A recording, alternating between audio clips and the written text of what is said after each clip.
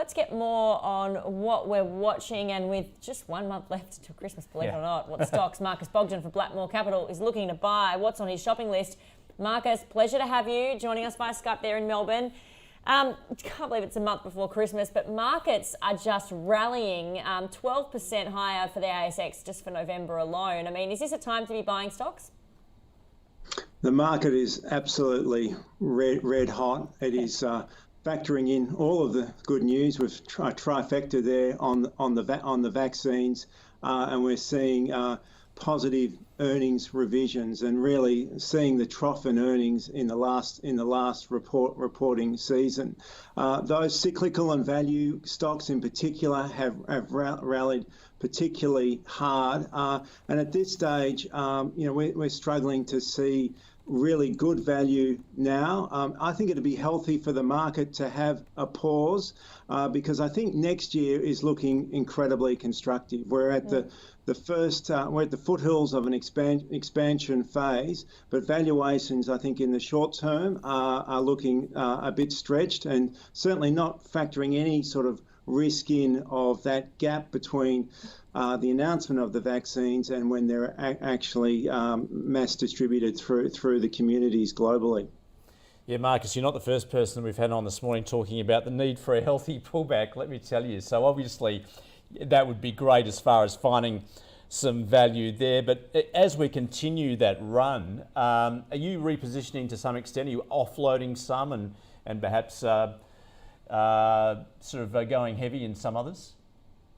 Yeah, no, look, we have just reduced our weightings in BHP, CBA and News Corp. They're all very large holdings in the portfolio. We still like the thematics for each of those companies over the longer term. And I think the ones that we're looking at now are the ones that have been left behind a little bit, but also on the trajectory of earnings recovery.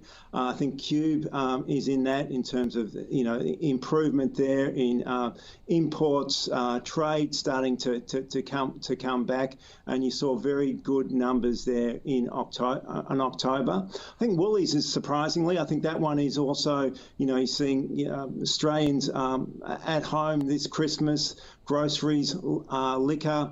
I was at a healthcare conference yesterday, and elective surgery is certainly coming back very, very quickly. And so I think across that section, there's some of the themes that you can look at to participate in. And then there's other stocks which are completely out of favour this month as we're on this risk-on phenomenon. Things like Northern Star gold stocks are down 20% from their highs as well. So there's certainly things to continue to do at a portfolio level. It's interesting because when you mentioned the reducing your weights in BHP, CBA, these sort of stocks, you still like the stocks though, right? I mean, if they were to fall, if valuation was to become a little more attractive, you'd buy back in?